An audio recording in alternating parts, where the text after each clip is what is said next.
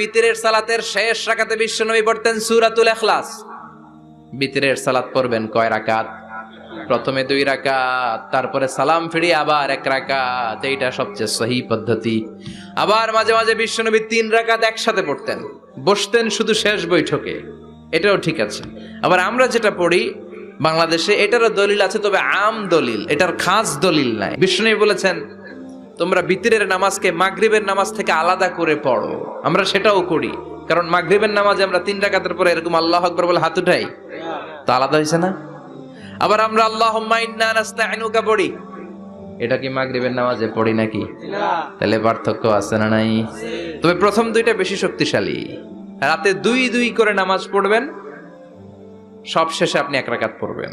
বিষ্ণু বলেছেন ইজআলু আখিরা সালাতিকুম ফিল লাইলি ভিতরা, তোমরা রাতের শেষ নামাজটারে ভিতরের নামাজ বানিয়ে দিও।